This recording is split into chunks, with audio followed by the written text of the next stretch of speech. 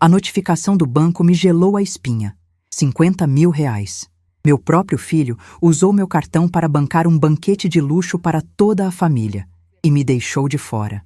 Não derrubei uma única lágrima. Vesti minha melhor roupa e dirigi até o local em absoluto silêncio. Quando abri as pesadas portas do salão, a música parou na hora. Minha nora largou a taça e sussurrou.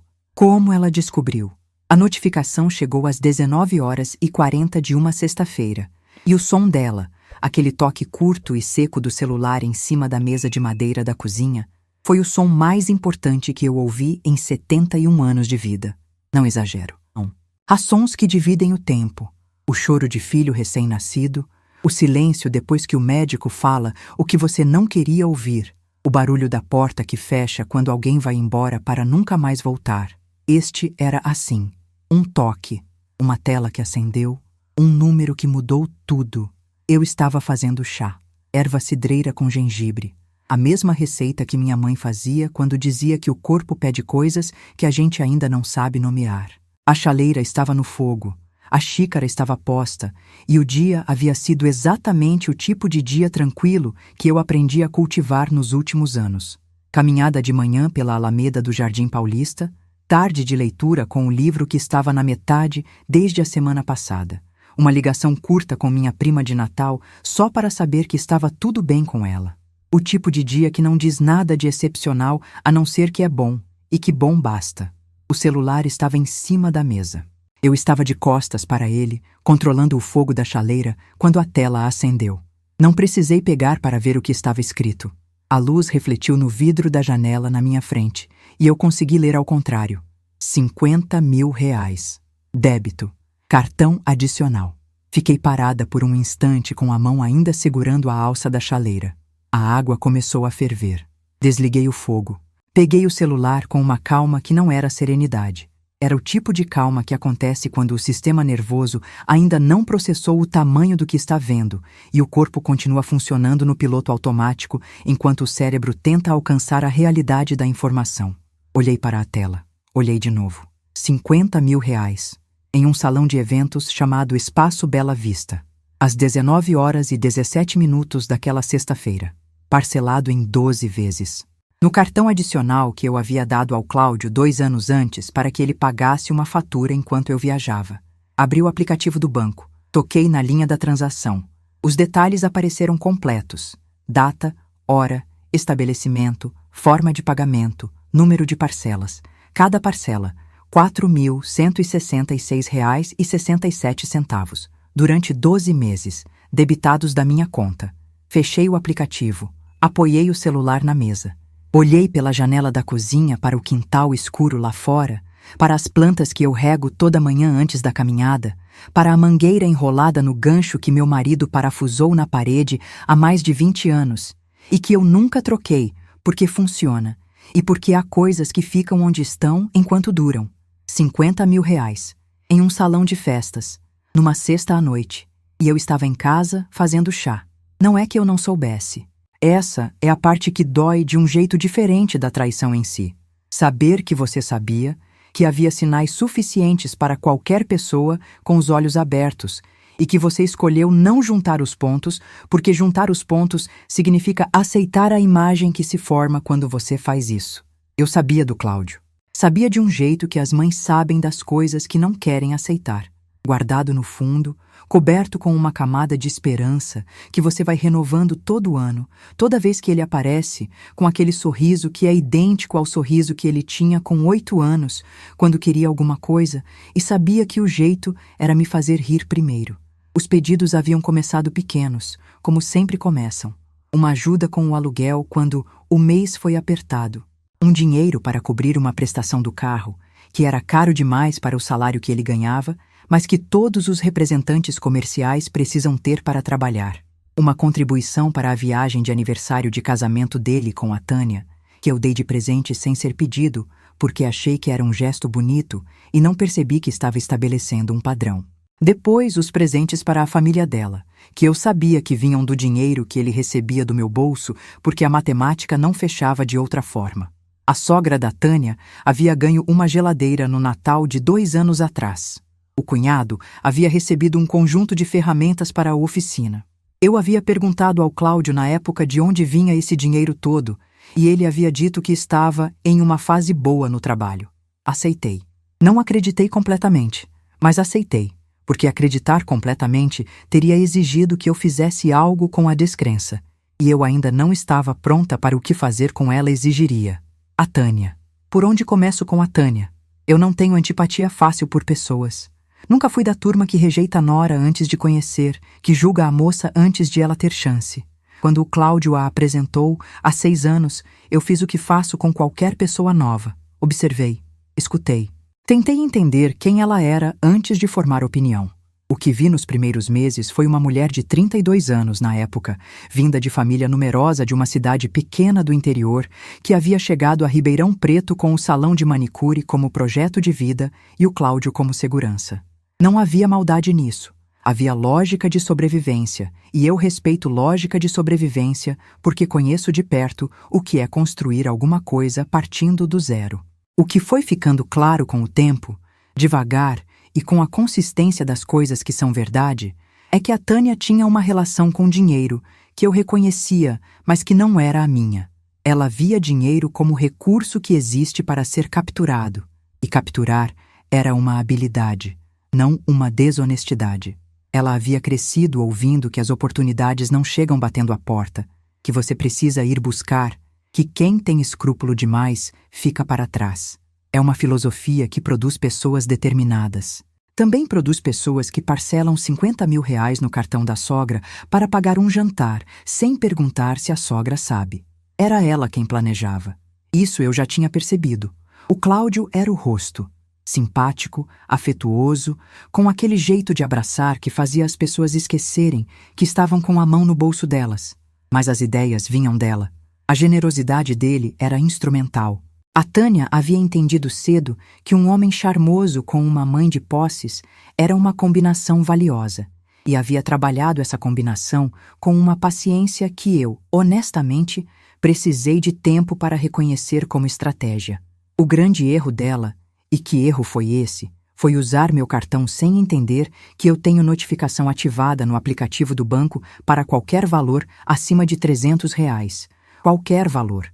3 anos atrás, depois de uma movimentação estranha que nunca confirmei se havia sido lapso ou teste, eu chamei meu gerente no banco e pedi que configurasse alertas em tempo real para qualquer transação acima desse limite. Meu gerente disse que eu era a cliente mais cuidadosa que ele tinha. Agradeci. Não disse que havia aprendido com o próprio filho que cautela não é desconfiança, é gestão. Liguei para a Margarida. Ela atendeu no segundo toque, como sempre atende, com aquela voz firme de quem passou 14 anos como gerente de farmácia e desenvolveu o reflexo de parecer capaz antes mesmo de saber o que está sendo pedido. Perguntei se ela sabia de alguma festa do Cláudio naquela noite. O silêncio que veio foi diferente do silêncio de quem não sabe. Foi o silêncio de quem está juntando peças em tempo real, percebendo enquanto fala que a ausência da patroa naquela sala não era esquecimento. Era exclusão deliberada. A voz dela mudou quando disse: Dona Sueli, eu estou aqui, no Bela Vista. O Cláudio me convidou semana passada. Disse que era um jantar de família. Achei que a senhora ia estar aqui. Uma pausa densa. Depois: a senhora não está aqui, né? Não era pergunta. Era o tipo de frase que se diz quando se percebe que se foi usado de cenário em algo que não se conhecia por inteiro. Disse a ela com a voz mais calma que consegui manter: Não me mova nada lá, Margarida. Não fala com ele. Fica onde está e me manda uma foto do salão. A foto chegou em 2 minutos e 16 segundos. Sei o tempo porque olhei para o relógio quando pedi e olhei de novo quando o celular vibrou. 2 minutos e 16 segundos para uma vida inteira de trabalho aparecer na tela em forma de um jantar que eu estava bancando sem saber que existia. O salão estava decorado com flores brancas e douradas dispostas em arranjos que eu identificaria como de um floricultor bom e caro, porque em 30 anos gerenciando farmácias aprendi a calcular o custo do que as pessoas compram. As mesas tinham toalhas de linho, louça que não era de aluguel simples, garçons de colete preto e camisa branca circulando com bandejas. Havia bebida importada em balde de gelo nas mesas. Havia um fundo musical que eu não conseguia ouvir pela foto, mas que a decoração já sinalizava. Aquele tipo de jazz suave de fundo que os salões colocam quando querem dizer que aquilo não é baile de clube. Reconheci rostos. Um por um, fui reconhecendo. A família inteira da Tânia estava lá. A sogra na mesa da cabeceira, com aquela postura de matriarca satisfeita, as cunhadas, os cunhados, os primos com quem o Cláudio havia desenvolvido uma familiaridade que eu sempre achei exagerada para o tempo de casamento. Amigos dele do trabalho que eu havia visto em formaturas e datas comemorativas ao longo dos anos. E ali, em uma das mesas do lado direito do salão, reconheci a Berenice. Berenice Monteiro, irmã do meu marido falecido, minha cunhada por 23 anos de casamento, a mulher que me ligou quando o Benedito morreu e ficou uma semana na minha casa me ajudando a organizar o luto. A mulher que me mandava mensagem no Natal e no aniversário, que eu visitava quando passava pela cidade dela, que eu considerava parte da família que restou depois que o Benedito foi. Ela estava lá, rindo, com um copo na mão, sentada entre convidados que sabiam ou não sabiam de onde vinha o dinheiro daquele jantar, mas que com certeza não haviam pensado em me ligar para perguntar se eu estava ciente. Fechei a foto. Apoiei o celular na mesa de novo. Olhei para a xícara de chá que eu nunca havia chegado a tomar. A água na chaleira já morna. A erva cidreira, esperando por uma atenção que havia se tornado completamente irrelevante nos últimos 12 minutos. O que senti naquele momento, e eu preciso ser honesta sobre isso, porque a história toda parte dessa honestidade, não foi tristeza. Não foi a dor molhada e desorientada de quem foi surpreendido. Foi clareza.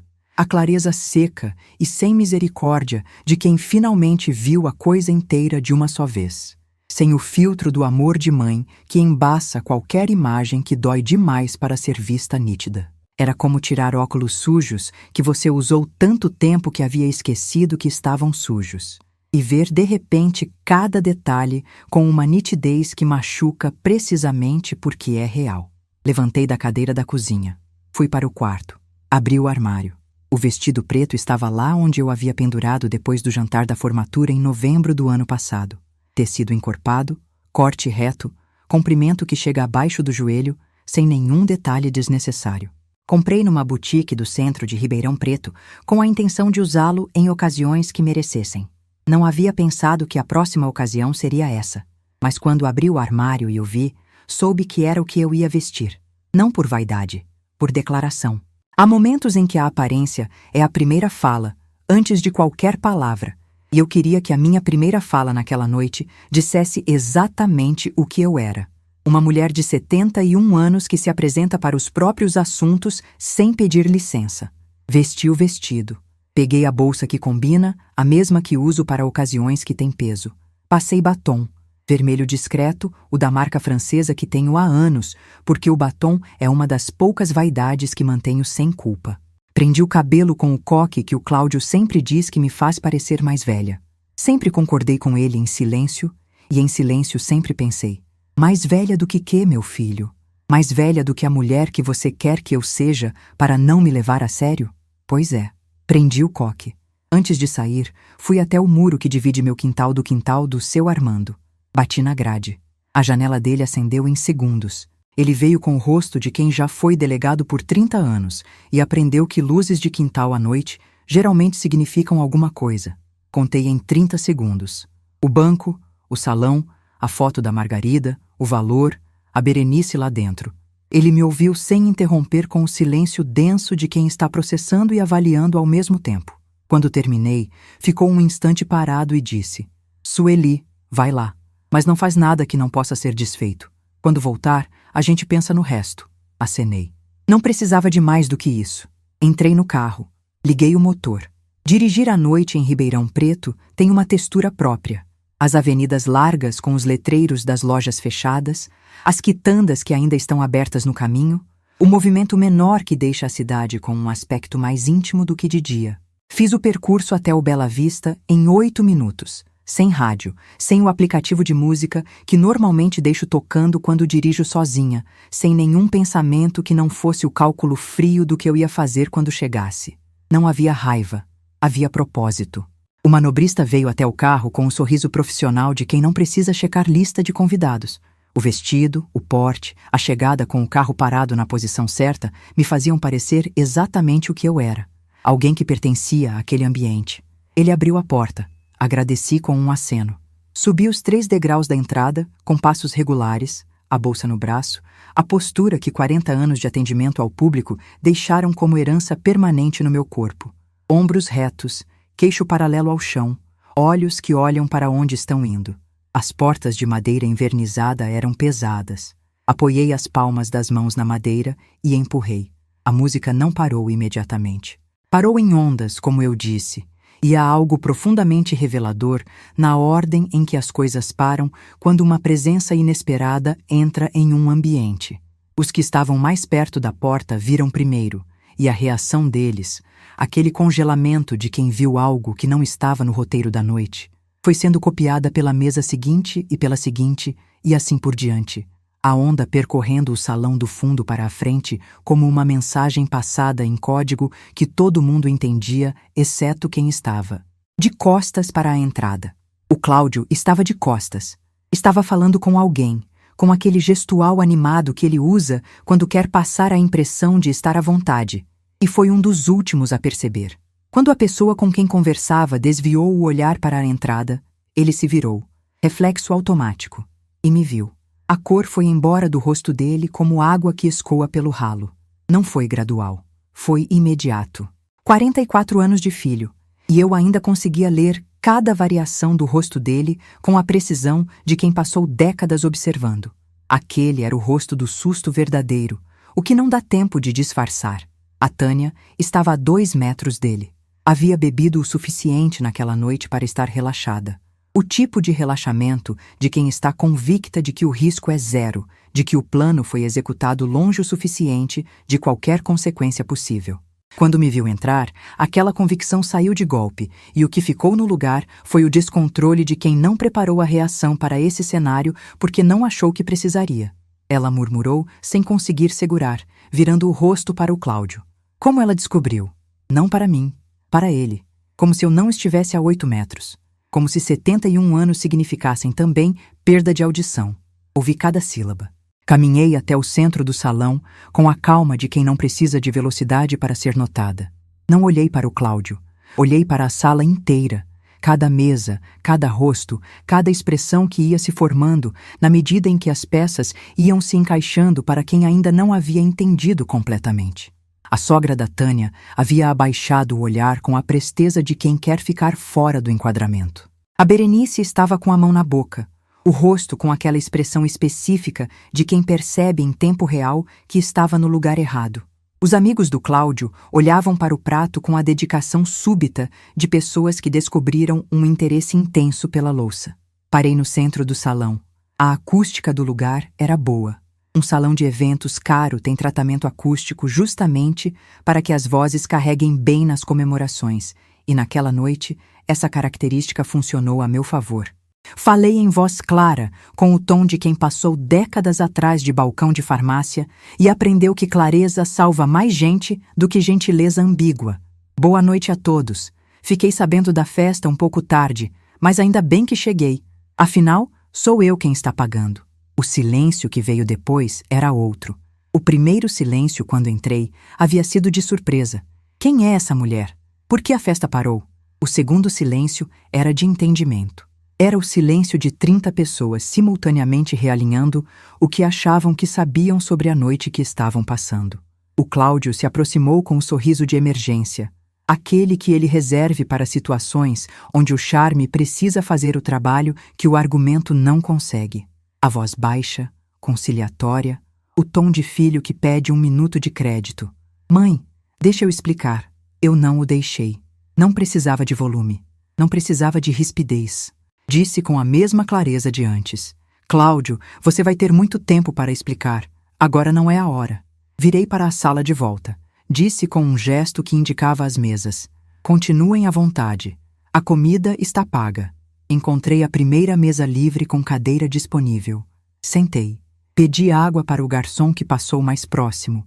que me atendeu com a naturalidade profissional de quem foi treinado para não demonstrar o que pensa sobre as situações que presencia. A Margarida estava 3 mesas à minha esquerda. Ela me viu sentar e levantou sem hesitar. Pediu licença para os que estavam com ela e veio. Sentou do meu lado sem dizer nada por um momento.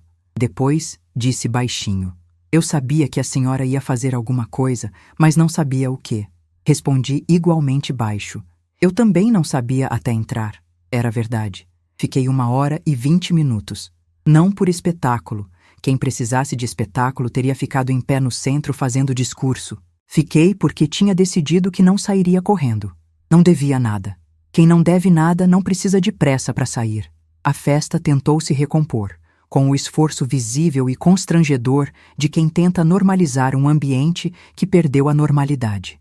A música voltou mais baixa do que antes. Algumas conversas recomeçaram nas mesas mais longe. Mas o tom havia mudado de uma forma que aquele tipo de lugar não consegue reverter. Havia uma presença ali que não estava no roteiro da noite. E a presença de coisas não roteirizadas transforma a qualidade do ar de um ambiente de um jeito que todo mundo sente, mas ninguém consegue fingir que não sente. Na hora que fui embora, levantei sem pressa, me despedi da Margarida com um toque no ombro e passei pelo Cláudio, que estava parado próximo à saída com a expressão de quem não sabe se fica ou vai. Ele tentou me segurar pelo braço, a mão dele fechando gentilmente acima do meu cotovelo. O gesto de quem quer deter sem parecer que está detendo.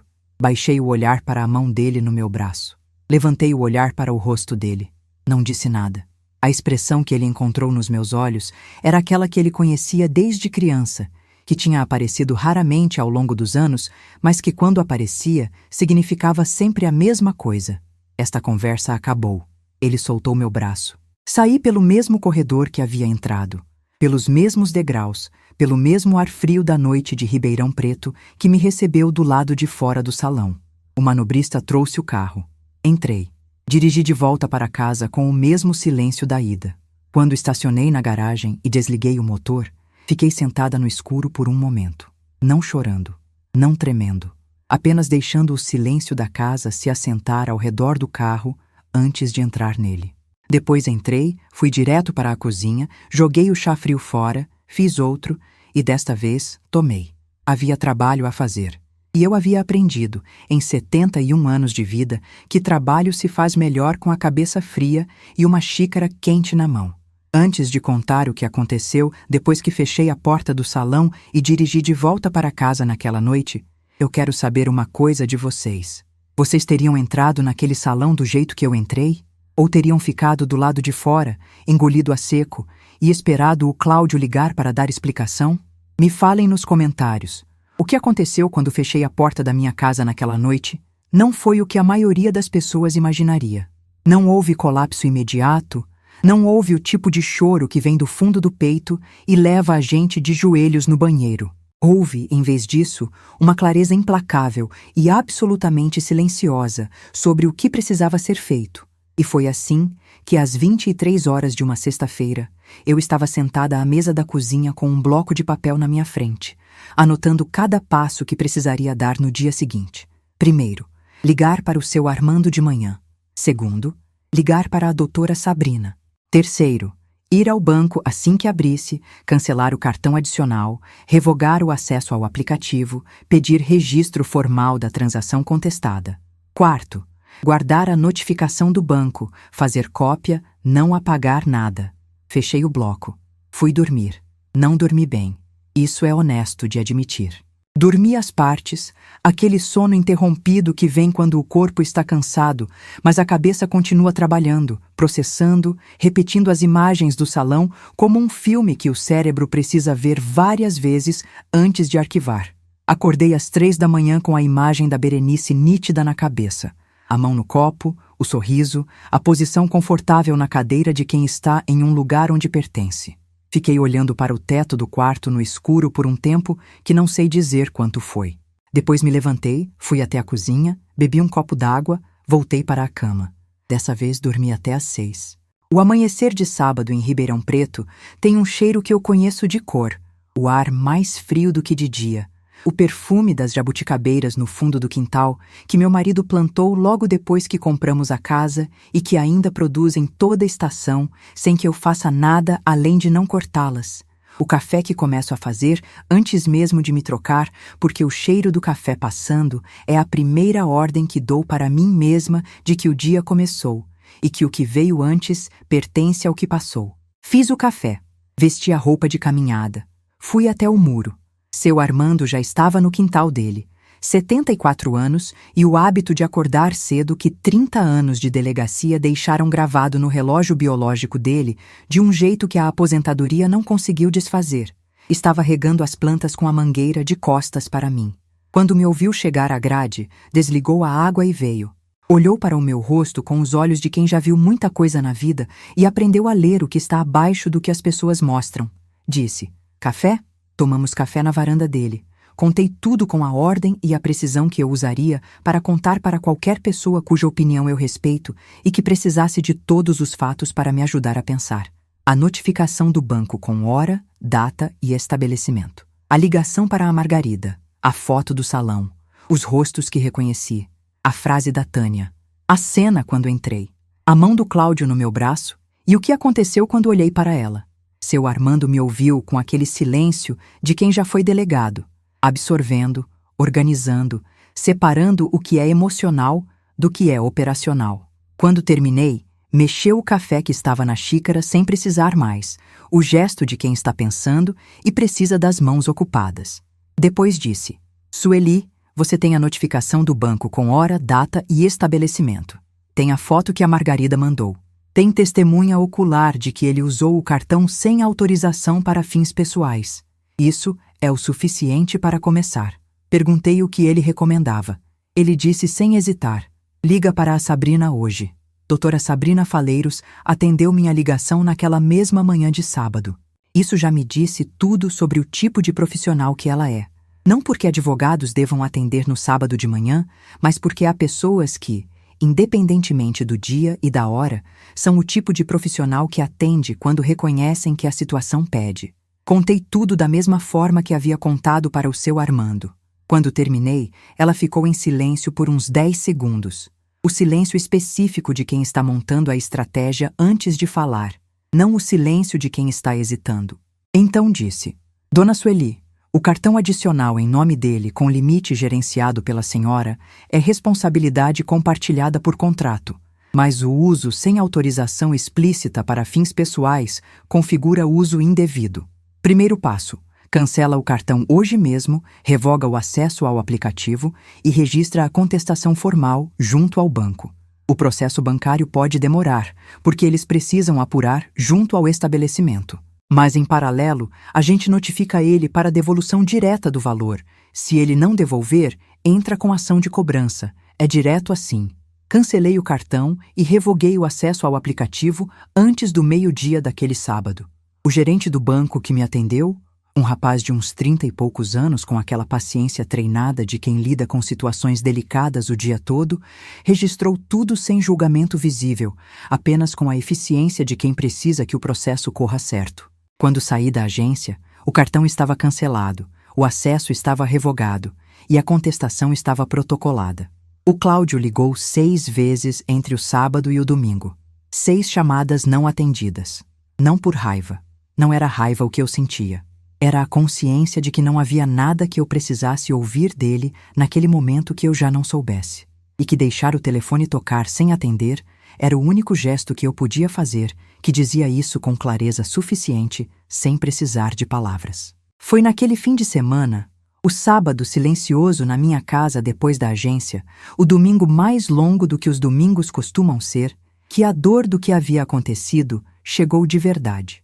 Não a dor da traição do dinheiro. 50 mil reais é uma quantia significativa para a maioria das pessoas, e para mim também tem peso, mas não é o que me tirou o chão naquele fim de semana. O que me tirou o chão foi a extensão do que eu precisei aceitar sobre o meu filho.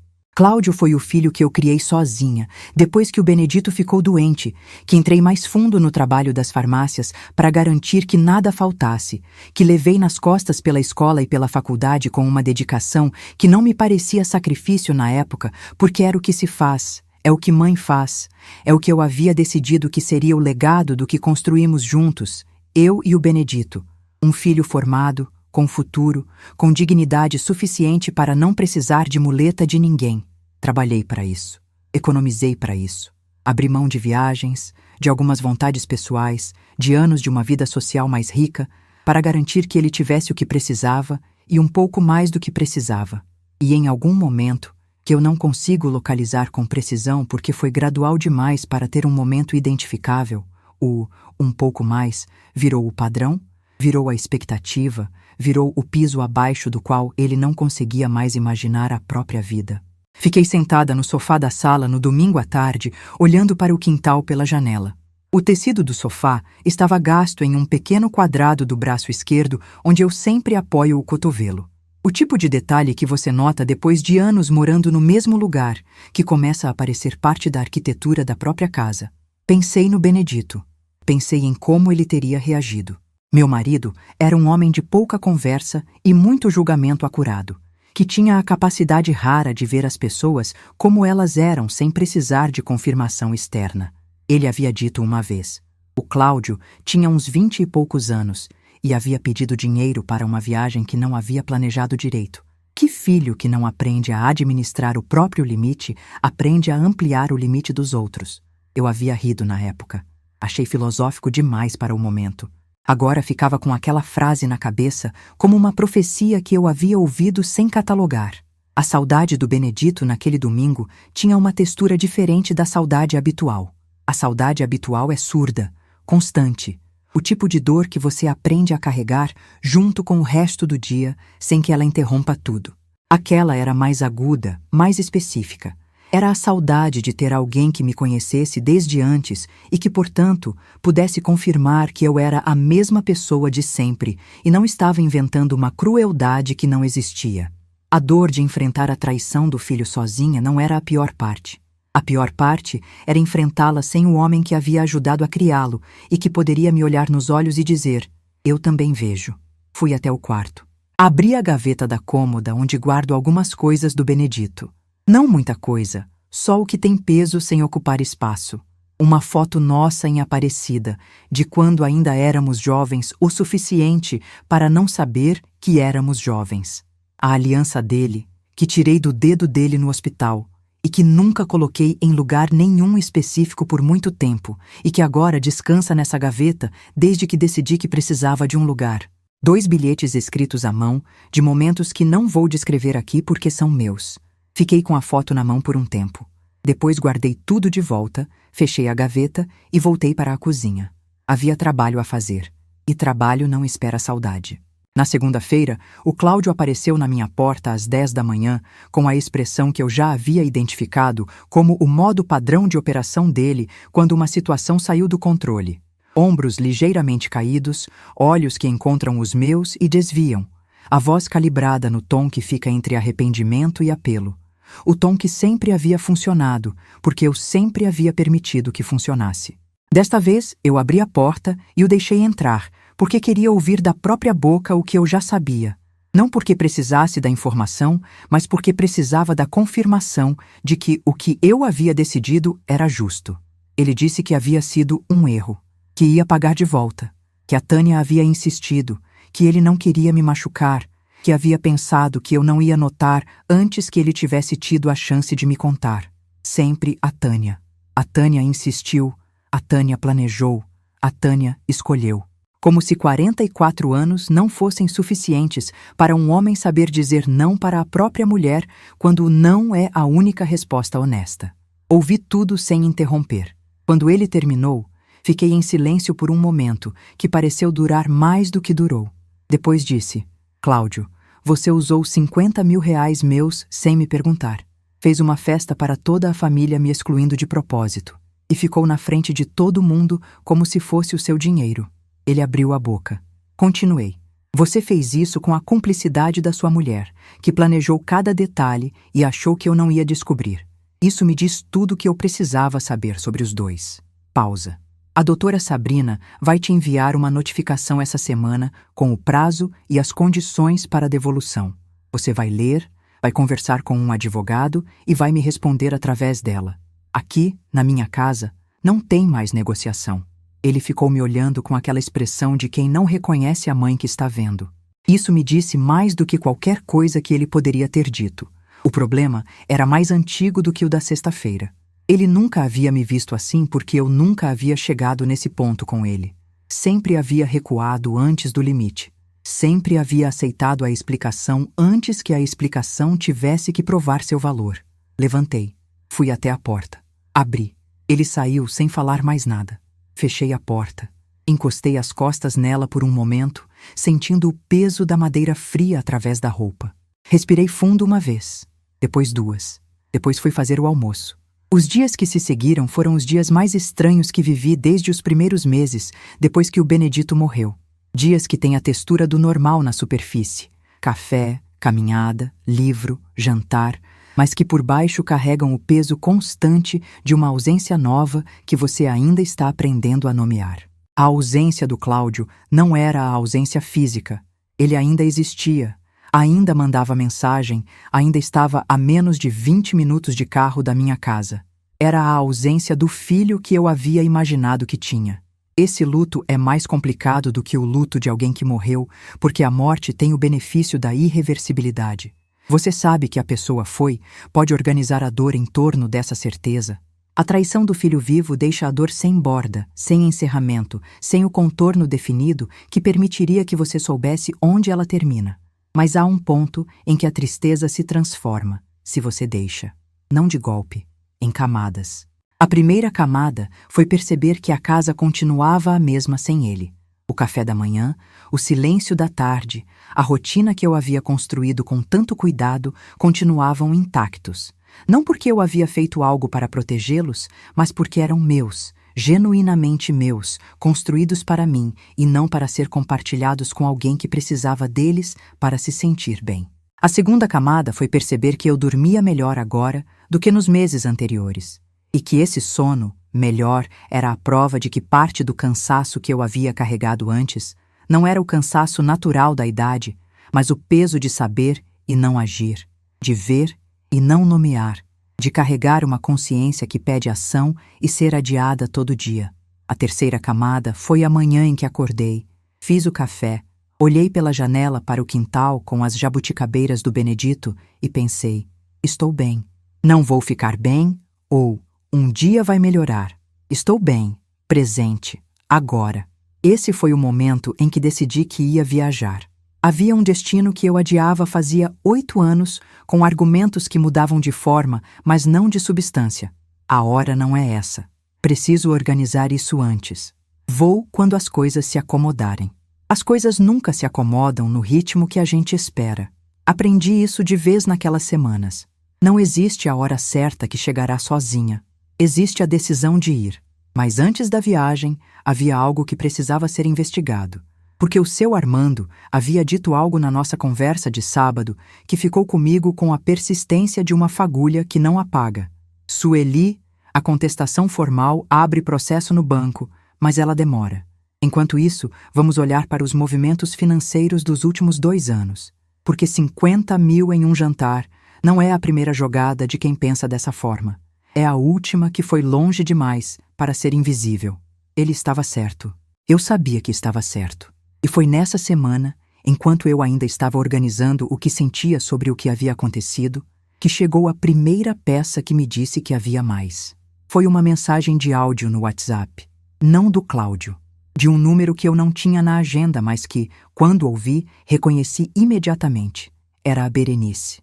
A Berenice que estava no jantar. A Berenice que havia ficado com a mão na boca quando entrei no salão.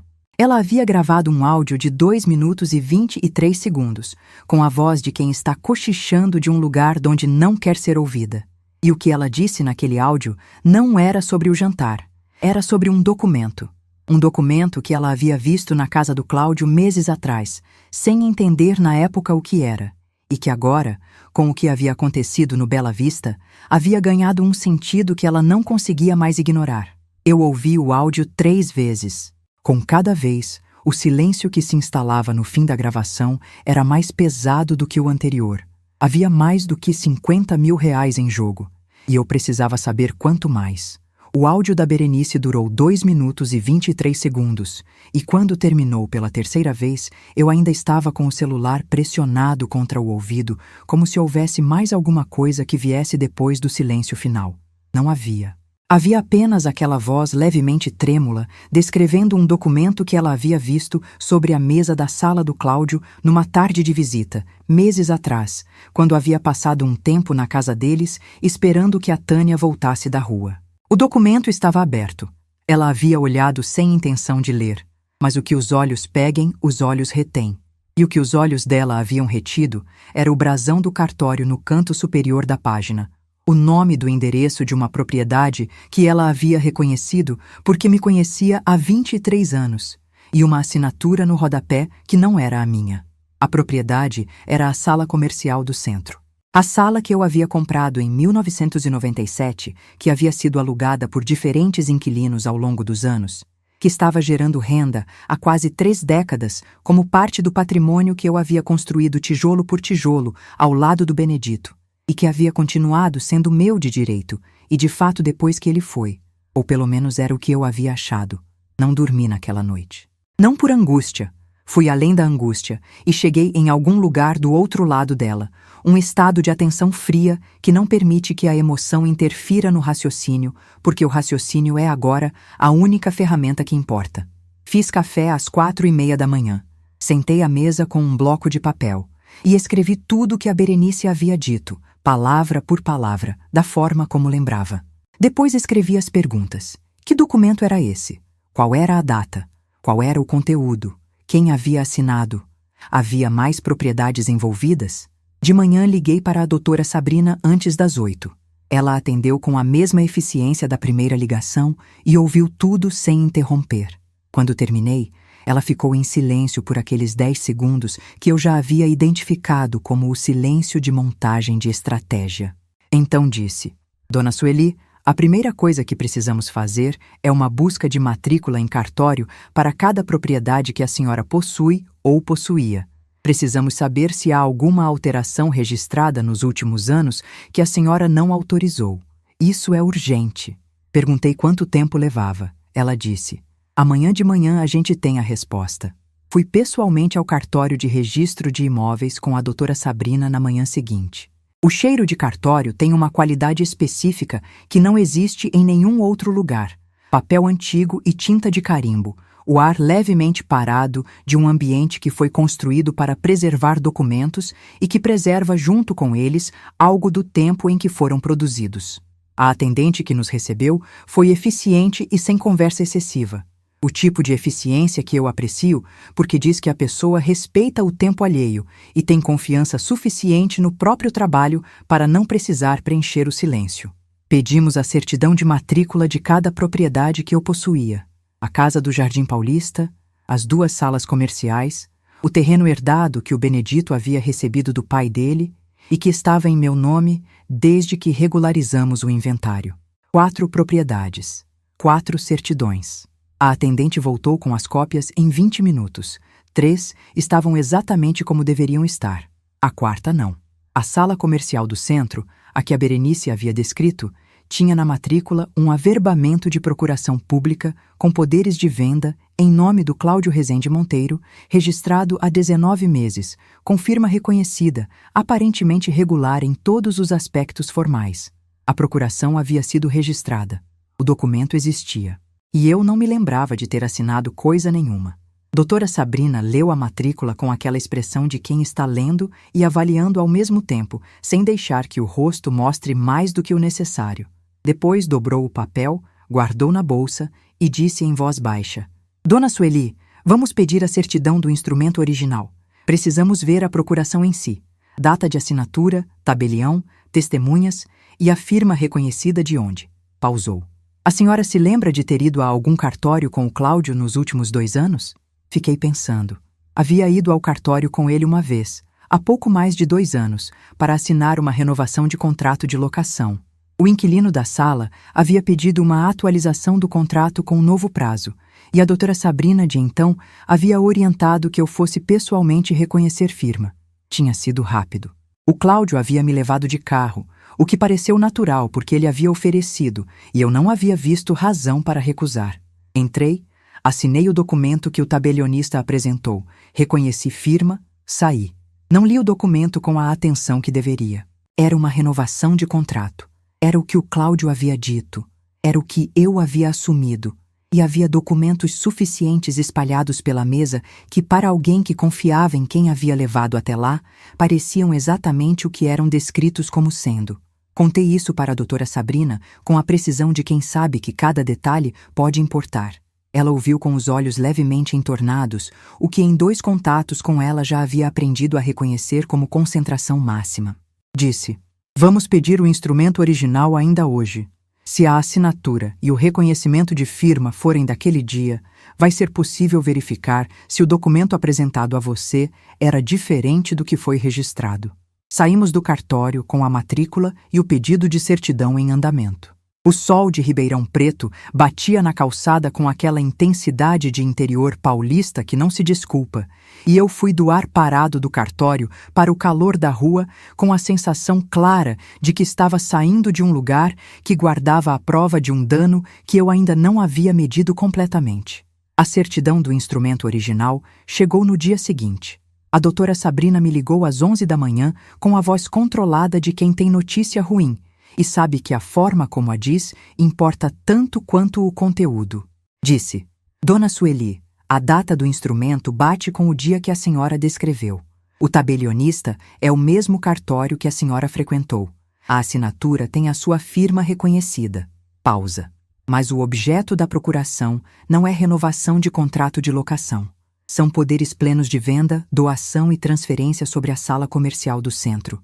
Poderes que o Cláudio tem em mãos, registrados há 19 meses. Fiquei em silêncio. Ela continuou: "A sala ainda está em seu nome na matrícula porque ele não usou a procuração ainda.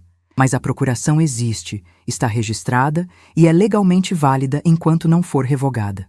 A senhora precisa revogá-la imediatamente. E depois a gente vê o que mais tem." O que mais tem foi a parte que me ocupou nas 2 semanas seguintes. Contratei a doutora Sabrina em tempo integral para o caso. Não por paranoia, mas porque os fatos em cima da mesa pediam. Além da certidão do cartório, ela recomendou que eu puxasse os extratos completos dos últimos 3 anos do cartão adicional. Não só os últimos meses, mas o histórico completo desde que dei o cartão ao Cláudio. Pedi ao banco na mesma tarde. Os extratos chegaram em 2 dias. Um arquivo com mais de 200 páginas de transações. A doutora Sabrina e eu passamos uma tarde inteira na mesa da minha sala, dividindo o extrato em categorias: transações que eu reconhecia, transações que eu não reconhecia, transações em valores que justificariam uma explicação. O resultado final daquela tarde foi um número que me fez baixar o documento na mesa e ficar olhando para ele por um momento antes de conseguir articular alguma coisa. Em 3 anos de uso do cartão adicional, havia 147 transações que eu não havia autorizado explicitamente e para as quais não havia justificativa documentada como emergência ou uso acordado. Não todas eram grandes. Havia itens de 200 e poucos reais em lojas de vestuário que eu nunca havia frequentado, jantas em restaurantes com a data em que eu estava certamente em casa, abastecimentos de combustível em dias que o Cláudio não havia me visitado. Mas somando tudo, os pequenos, os médios e o jantar de 50 mil reais, o total chegava a 87.342 reais. 87 mil reais, em 3 anos. Devagar o suficiente para nunca chamar a atenção de uma vez só, mas consistente o suficiente para que, visto de trás, o padrão fosse claro como texto em página branca. A procuração era o passo seguinte do plano. Eu entendia agora.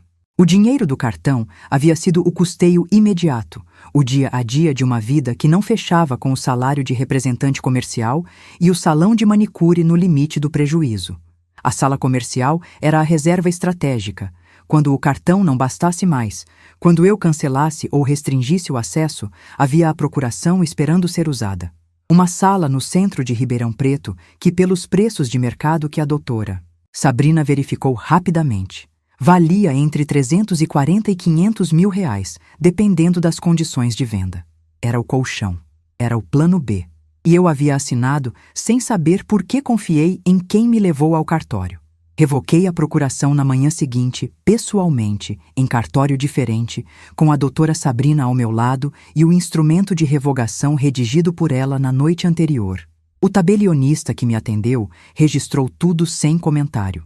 A sala voltou a ser inequivocamente minha, sem poderes delegados, sem terceiros autorizados, com a matrícula limpa. Depois fui para casa, fiz almoço e liguei para o seu Armando. Contei tudo. Ele ficou em silêncio por mais tempo do que de costume. Depois disse: Sueli, você precisa de um dossiê completo. Tudo documentado, tudo em ordem. E depois você convoca eles. Tinha razão. Era exatamente o que eu ia fazer. Nas semanas que se seguiram, a doutora Sabrina e eu construímos o dossiê com a meticulosidade de quem sabe que documentação sólida é mais poderosa do que qualquer discurso. Cada transação não autorizada do cartão foi catalogada com data, valor, estabelecimento e o fato documentado de que eu não havia estado presente nem havia autorizado. A procuração foi documentada com a certidão do instrumento original, a comparação com o que eu havia descrito ao tabelionista na época e o registro da revogação. O jantar do Bela Vista foi documentado com a notificação do banco, a foto enviada pela Margarida com o timestamp e a declaração por escrito da Margarida sobre o que havia presenciado e ouvido. O total do prejuízo financeiro documentado: R$ 87.342 em transações do cartão, mais o risco potencial da procuração, que havia sido revogada, mas que, se usada, representaria a perda de um imóvel cujo valor mínimo de mercado era R$ 340 mil. Juntei tudo em uma pasta de documentos numerados e indexados, do jeito que aprendi a organizar papéis importantes nos 30 anos de gestão das farmácias. Cada item com referência cruzada, cada número verificável, cada declaração com assinatura. A pasta tinha 42 páginas. Então preparei o convite. Mandei uma mensagem ao Cláudio, não por telefone, por escrito, com confirmação de leitura, dizendo que queria conversar com ele e com a Tânia, que havia assuntos de família para resolver e que preferia fazer isso em pessoa, na minha casa, numa tarde de sábado, sem intermediários, que haveria chá e que não seria longo. A mensagem foi lida em 3 minutos. A resposta veio em 15. Tudo bem, mãe? A gente vai lá. Eles viriam pensando que eu havia decidido negociar, talvez perdoar, talvez encontrar um meio termo que devolvesse alguma normalidade à relação. Viriam com aquela confiança de quem já viu a mãe recuar antes e espera que o padrão se repita. A armadilha estava pronta. E eu nunca havia me sentido mais calma em 71 anos de vida. O sábado amanheceu com aquela luz específica do interior paulista em tarde boa. Sol direto, sem nuvem de desculpa, o tipo de claridade que não esconde nada e não pede licença para entrar pelas janelas. Acordei às 6, fiz a caminhada, voltei, tomei banho, vesti a calça de alfaiataria cinza e a blusa branca de manga longa que uso quando quero me sentir exatamente do tamanho que sou. Uma mulher de 71 anos que construiu o que tem com as próprias mãos e que não precisa de adorno para ser levada a sério. Eles viriam às 3 da tarde. Eram 8h30 da manhã. Tinha 6h30 para preparar o ambiente que precisava estar pronto antes deles chegarem. Primeiro, a mesa. Peguei a toalha de linho que guardo para ocasiões que pedem, a mesma que uso no Natal e nas formaturas, e coloquei sobre a mesa da sala de jantar. Sobre a toalha, 2 xícaras, a chaleira, o bule com chá preparado. Servia a narrativa da hospitalidade, que era exatamente o disfarce que eu precisava. No centro da mesa, coloquei a pasta de 42 páginas fechada, sem identificação externa, de forma que parecesse apenas um caderno ou uma agenda qualquer até o momento em que eu a abrisse. Segundo, o ambiente. Liguei o ar-condicionado cedo para que a sala estivesse na temperatura certa quando chegassem. Não fria demais, apenas controlada. O tipo de temperatura que deixa as pessoas confortáveis o suficiente para baixar a guarda. Abri as venezianas laterais, mas deixei as frontais fechadas, Luz suficiente para ver os rostos claramente, sem o sol batendo direto que faria as pessoas desviarem o olhar. Terceiro, eu mesma. Fui até o banheiro, olhei no espelho com a atenção de quem está verificando não a aparência, mas o estado. Os olhos firmes, a mandíbula sem tensão excessiva, os ombros soltos. A versão de mim que aqueles dois precisavam ver naquela tarde não era a mãe magoada, nem a mulher furiosa. Era a gestora. A mesma mulher que havia gerenciado 3 farmácias por décadas, que havia tomado decisões difíceis com a calma de quem entende que emoção e ação podem coexistir sem que uma sabote a outra. Essa mulher eu conhecia bem. Ela havia me servido em muitos momentos. Naquele seria o mais importante. Às 2h50, liguei para a doutora Sabrina. Ela estava de plantão, não fisicamente presente por escolha minha. Eu havia decidido conduzir aquela conversa sozinha, com ela disponível por telefone caso eu precisasse de confirmação de algum detalhe legal em tempo real. Disse que estava pronta. Ela disse: "A senhora sempre esteve." Agradeci e desliguei.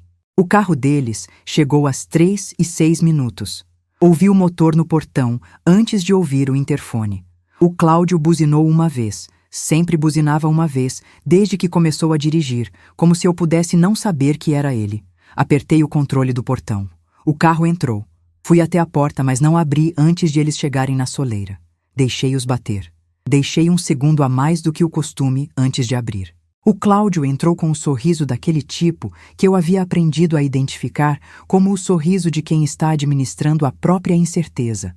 Os cantos da boca levantados, os olhos fazendo o trabalho de parecer despreocupados enquanto verificavam rapidamente o ambiente da sala, buscando sinais de como a tarde estava organizada. A Tânia entrou logo atrás dele com o perfume enjoativo, que ela usa sempre que vai a algum lugar que considera importante. Aquele aroma de gardênia pesada que eu havia aprendido a associar com os dias em que ela havia decidido que precisava fazer uma boa impressão. Vestia calça e blusa arrumadas. Havia se preparado. Fiz um gesto para as cadeiras. "Sentem." Eles sentaram.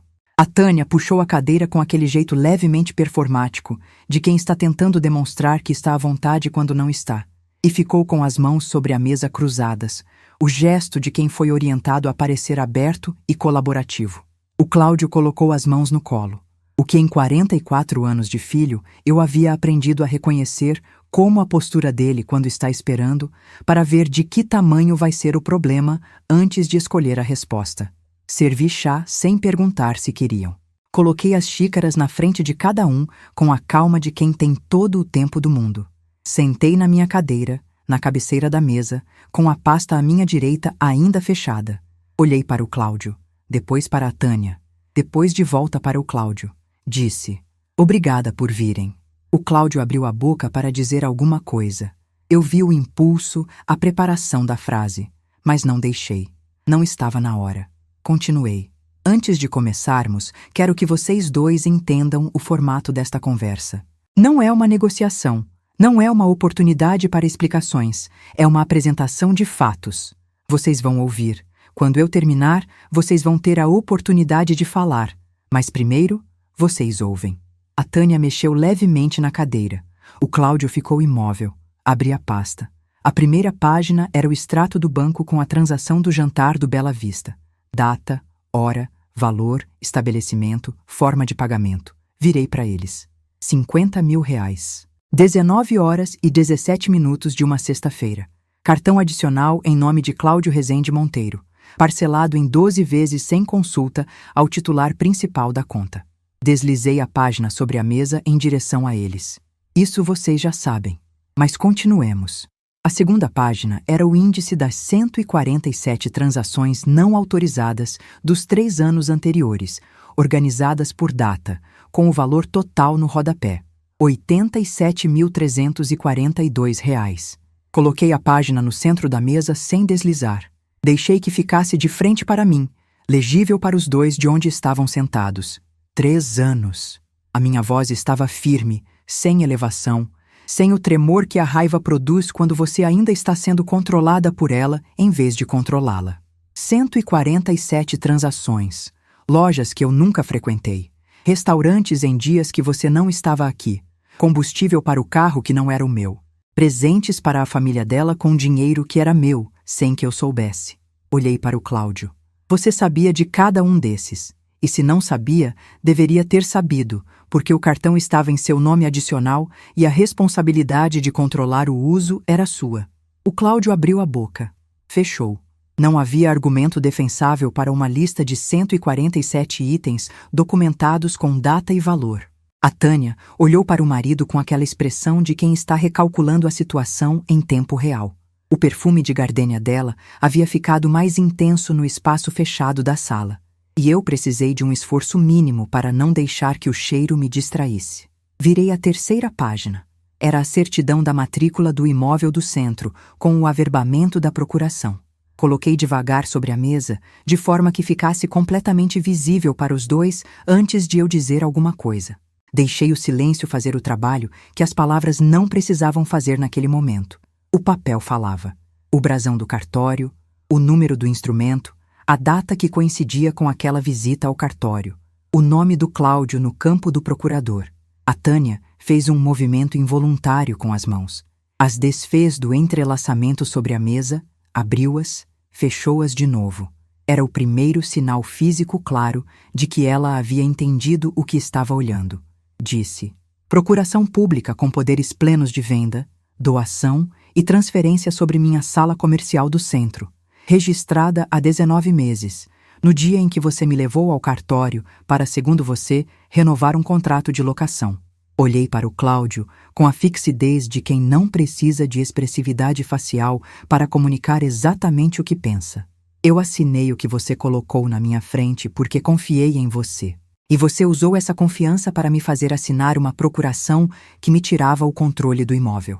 O Cláudio estava branco, não da cor de quem está com raiva, da cor de quem foi exposto completamente e ainda não encontrou o ângulo de fuga. A sala vale entre 340 e 500 mil reais no mercado atual, continuei. Com essa procuração, você poderia vendê-la sem a minha presença, sem minha assinatura adicional, sem que eu soubesse antes do fato consumado. O dinheiro entraria em uma conta que não seria a minha, e eu ficaria sem o imóvel e sem o valor. Virei a quarta página. Era o documento de revogação da procuração, já registrado em cartório, com data, hora e número do instrumento. Esta é a revogação, registrada há 11 dias. A sala continua sendo minha, sem poderes delegados a ninguém, com a matrícula limpa. Pausei. A tentativa não funcionou, mas a tentativa existe. Agora havia silêncio dos dois lados da mesa. O tipo de silêncio que não é paz. É o vácuo que se forma quando uma narrativa que alguém estava sustentando desmorona de uma vez só e não há material disponível para começar a reconstruir imediatamente. Peguei a última seção da pasta, a notificação formal, já preparada pela doutora Sabrina, com o valor total do prejuízo documentado, o prazo de 30 dias para manifestação e as consequências legais em caso de não resposta. Coloquei sobre a mesa à frente do Cláudio. R$ 87.342 em transações não autorizadas, devidamente documentadas, mais os custos legais que a investigação da procuração gerou. O total que você deve a mim, formalmente notificado, é R$ 92.820. Olhei para ele. Você tem 30 dias para apresentar proposta de devolução. Se não apresentar, a doutora Sabrina entra com ação de cobrança. Os documentos do banco, do cartório e as declarações testemunhais são suficientes para sustentar o processo. O Cláudio finalmente falou. A voz estava diferente do que era na entrada. Havia saído o charme, havia saído a voz calibrada para gerar empatia. O que ficou era a voz de quem está com o chão faltando. Mãe, eu posso explicar. Você pode tentar, disse. Mas antes de tentar, ouça o que mais tenho a dizer. Olhei para a Tânia diretamente pela primeira vez naquela tarde com a atenção total que ela merecia. Tânia, você planejou o jantar do Bela Vista sabendo que era meu cartão, sabendo que eu não havia autorizado, sabendo que eu não seria convidada. Você planejou usar os 50 mil reais como se fossem custo transparente, esperando que eu só descobrisse quando o parcelamento já tivesse começado há tempo suficiente para a contestação ser mais complicada. Pausei. Você planejou a procuração junto com o Cláudio ou orientou o processo? Não esperava que ela respondesse. Não precisava. A forma como os músculos do rosto dela reagiram à pergunta, aquela contração mínima ao redor dos olhos, o imperceptível recuo do queixo, me disse mais do que qualquer resposta verbal. Continuei. Não vou entrar no que você planejou ou não planejou com detalhes que dependem de prova que eu não tenho. Vou ficar com o que tenho prova. O jantar, a procuração, o histórico do cartão. Isso é suficiente para o que precisa ser feito. A Tânia disse com a voz que eu havia esperado que ela usasse quando chegasse a esse momento. Uma mistura de dignidade ferida com tentativa de inversão de posição. Dona Sueli, o Cláudio sempre ajudou a família, sempre foi presente. Tânia, não precisei elevar o tom. Apenas aparei. Você vai me dizer que ele foi presente com dinheiro meu, que a generosidade que você está descrevendo foi custeada com recursos que não eram os dele, que a imagem que vocês construíram de família bem-sucedida foi financiada com o cartão que eu dei para emergências. Olhei para ela sem expressão raivosa, apenas com a clareza direta de quem chegou a esse momento completamente preparada. Isso não é presença, isso é uso. Ela ficou em silêncio. O Cláudio tentou uma última abordagem, a dos ombros caídos, da voz de filho que sabe que errou e pede que o amor de mãe pesem mais do que os documentos. Disse: Mãe, eu sei que errei, mas você vai destruir nossa família por causa de dinheiro? Olhei para ele por um momento, dei à pergunta o peso que merecia. Depois disse: Cláudio, quem destruiu a confiança desta família não fui eu. Fui quem planejou isso e quem executou. O que estou fazendo é nomear o que já estava destruído antes de eu abrir esta pasta. Pausei. E não é por causa de dinheiro, é por causa de dignidade, que é exatamente o que vocês decidiram que eu não merecia quando planejaram tudo isso. Levantei. Fui até a porta da sala, abri e fiquei de pé ao lado dela. Não disse saiam, não precisei. A linguagem do corpo é às vezes mais eloquente do que qualquer instrução direta. E em 71 anos, eu havia aprendido a usá-la com a precisão de instrumento bem calibrado. O Cláudio levantou primeiro. Pegou a notificação da mesa. Bom, pelo menos isso. A Tânia levantou com aquela rigidez de quem está tentando manter a dignidade que já foi embora e não encontra mais a estrutura que a sustentava. Passou por mim sem me olhar. O Cláudio parou por um segundo na porta, virou o rosto para mim com aquela expressão de filho que eu havia amado mais do que sabia nomear e disse: Você mudou. Respondi: Não, Cláudio. Eu parei de fingir que as coisas eram diferentes do que eram. Isso não é mudança. É só honestidade que chegou atrasada. Ele saiu. Fechei a porta. Fui até a janela. Vi o carro sair do portão, virar na rua, ir embora. Fiquei olhando para o portão fechado por um tempo que não precisava de relógio para medir. Depois, fui até o telefone e liguei para a Sabrina. Disse: Feito, ela disse. Muito bem, dona Sueli. Agora é esperar a resposta deles dentro do prazo. Concordei. Desliguei. Fui para a cozinha, lavei as xícaras que haviam ficado intocadas na mesa, guardei a pasta no armário do escritório com a chave que o Benedito havia colocado naquela fechadura anos atrás. E comecei a pensar no que ia fazer no resto daquela tarde. A sala estava em silêncio. O meu tipo de silêncio. O silêncio de quem não deve nada e não precisa de barulho para preencher o que falta. O advogado do Cláudio tentou 3 ângulos de contestação dentro do prazo dos 30 dias. Primeiro, que o acesso ao aplicativo e o cartão adicional configuravam autorização genérica prévia. Segundo, que parte das transações contestadas haviam sido feitas com anuência tácita da titular. Terceiro, que o instrumento da procuração havia sido explicado adequadamente no momento da assinatura. A doutora Sabrina desmontou os 3 com a paciência de quem tem os documentos ao lado e não precisa de volume para ganhar ponto. Ao final da 22ª página de resposta formal, o advogado do Cláudio cessou as contestações. O acordo foi formalizado em cartório 6 semanas depois da reunião na minha sala. R$ 92.820 devolvidos em 24 parcelas mensais, descontadas diretamente do salário do Cláudio via autorização em folha, com cláusula de vencimento antecipado em caso de atraso superior a 15 dias. Assinado, registrado, numerado. O papel tem um cheiro de tinta fresca quando sai do cartório que eu nunca havia notado antes, e que agora associo à sensação específica de ter nomeado corretamente o que precisava ser nomeado e, visto isso, ganhar forma legal. O salão da Tânia fechou 2 meses depois do acordo. Sem o complemento informal que o Cláudio repassava todo mês, dinheiro que, como os extratos mostraram, vinha em parte do meu cartão, o aluguel do espaço não fechou. A Tânia tentou renegociar com o proprietário por 3 semanas antes de aceitar que o número não funcionava mais. Os equipamentos foram devolvidos. O espaço voltou ao proprietário. Não fico satisfeita com isso da forma que as pessoas talvez esperem. Não há prazer genuíno no fracasso de ninguém, mas há a clareza serena de que as consequências pertencem às escolhas, e as escolhas foram delas. O Cláudio perdeu um cliente importante no trabalho. O que não foi minha intervenção. Foi a história circulando em Ribeirão Preto pelo canal que essas histórias usam em cidades com escala humana. A Berenice, que havia posicionado a si mesma como testemunha horrorizada antes que alguém a incluísse entre os coniventes, havia contado para 2 pessoas, que contaram para outras. Dentro de 6 semanas, a narrativa havia chegado a um contato do Cláudio no trabalho, que havia retirado uma proposta comercial importante, citando questões de confiança. Ele me enviou uma mensagem sobre isso. Respondi: sinto muito, Cláudio. E sentia, da forma que se sente quando alguém colhe o que plantou, e a colheita dói, mas era inevitável. Os 2 continuam juntos, até onde sei. Não é informação que busco ativamente. É a que chega de lado quando alguém menciona e que recebo com a neutralidade de quem aprendeu que o destino dos outros não é conta que me cabe fazer. A parcela do acordo entra em dia todo mês. O Cláudio me envia uma mensagem quando entra, uma linha, sem elaboração. Respondo com um ok.